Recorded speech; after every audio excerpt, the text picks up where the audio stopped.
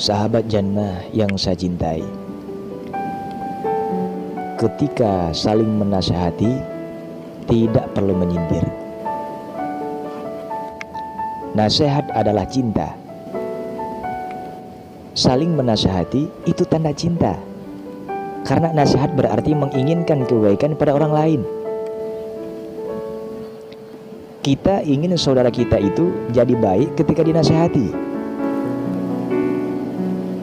bukan ingin mereka direndahkan atau disalahkan oleh orang lain. Inilah dasar nasihat.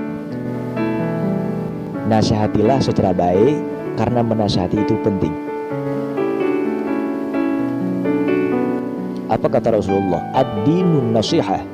Agama ini nasihat. Kemudian sahabat bertanya, untuk siapa ya Rasulullah? Beliau menjawab, bagi Allah, bagi kitabnya, bagi rasulnya, bagi pemimpin-pemimpin kaum muslimin, serta bagi umat Islam umumnya.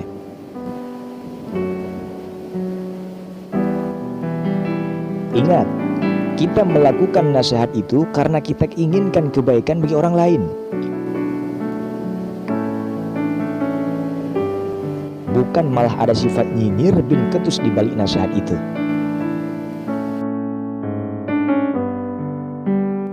Nasihat adalah engkau suka jika saudaramu memiliki apa yang kau miliki.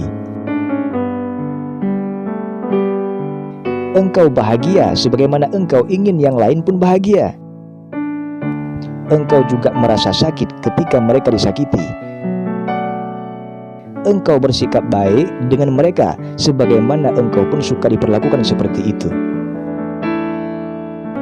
Masya Allah, sebagaimana kata Al-Khattabi rahimahullah, nasihat adalah kalimat ungkapan yang bermakna memberikan kebaikan kepada yang dinasihatinya.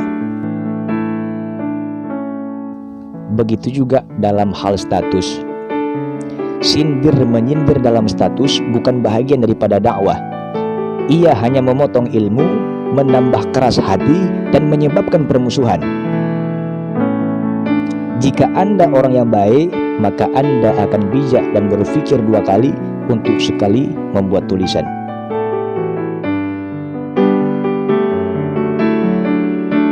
Ikhwan wa akhwat yang saya cintai, semoga Allah memberikan kita sifat saling mencintai sesama dengan saling menasihati dalam kebaikan dan takwa.